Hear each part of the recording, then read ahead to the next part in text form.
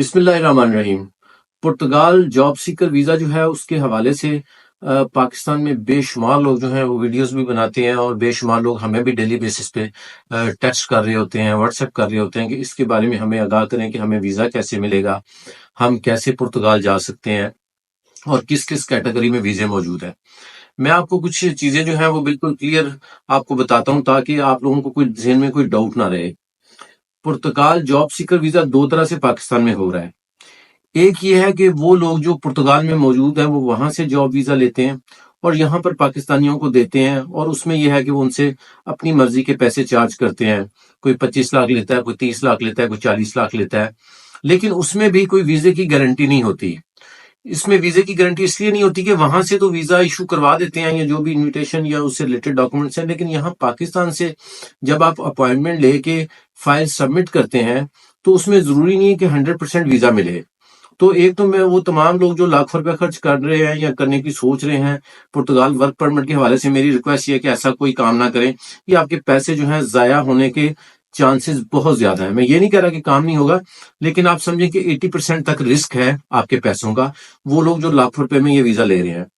دوسرا طریقہ کار یہ ہے کہ آپ کسی بھی کنسلٹنٹ کے تھرو جو اپنا ویزا ہے وہ یہاں سے پروسیس کروائیں، اور ان کی ویب سائٹ کے تھرو جو آفیشیل جو پروسیجر ہے اس کے تحت جو جاب سیکر ویزے کے لیے جو کیٹیگریز ہیں ان کیٹیگریز کے مطابق اپنا سی وی اور اپنا فارم جو ہے وہ سبمٹ کروائیں۔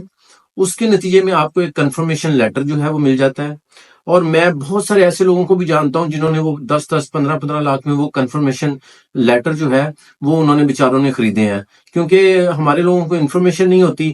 تو جب انفارمیشن نہیں ہوتی تو جو فراڈی ہیں وہ پھر فراڈ کر جاتے ہیں، اور ان لوگوں کو بیچاروں کو وہ پیپر دکھا کے جو ہے وہ لوگوں سے لاکھوں روپے لوٹتے ہیں۔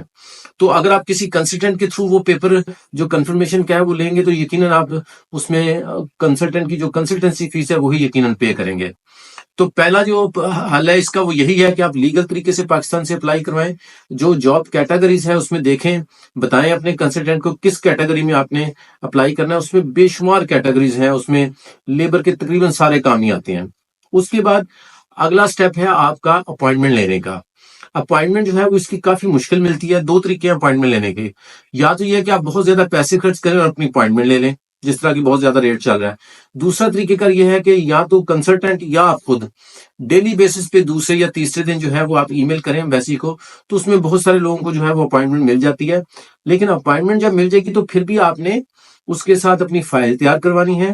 کسی بھی کنسلٹنٹ سے فائل تیار کروانے کے بعد آپ نے اس کے ساتھ 6 منتھ کی کم از کم جو ہے وہ ساتھ آپ نے انشورنس لگانی ہے، پھر بینک سٹیٹمنٹ بھی لگانی ہے کہ آپ کے پاس خرچہ جو ہے وہ وہاں جانے کا موجود ہے یا نہیں ہے، 3 مہینے یا 6 مہینے، اور ایک پراپر فائل جس طرح شینجن ویزے کی ہوتی ہے یہ آپ نے تیار کروا کے فائل آپ نے سبمٹ کرنی ہے۔ اگر ایمبیسی کو لگے گا کہ یہ بندہ بالکل ٹھیک ہے تو پھر یہ ہے کہ آپ کو ویزا مل جائے گا۔ تو یہ ایک آسان طریقہ ہے۔ اس سلسلے میں ہم لوگ جو ہے وہ کنسلٹنسی بالکل کر رہے ہیں۔ اگر آپ کو اس سلسلے میں کنسلٹنسی چاہیے، گائیڈ لائن چاہیے، جو لاہور میں موجود ہے میری ریکویسٹ ہے کہ وہ آفس آ کے وزٹ کر لیں، زیادہ بہتر ہے۔ جو دوسرے شہروں میں موجود ہے وہ ہمارے واٹس ایپ نمبر یا آفس کے نمبر پہ کال کر کے انفارمیشن لے سکتے ہیں۔ ہم کنسلٹنسی بھی کر رہے ہیں، اور جو سروسز ہم سے ہو پاتی ہیں وہ ہم پرووائڈ کرتے ہیں۔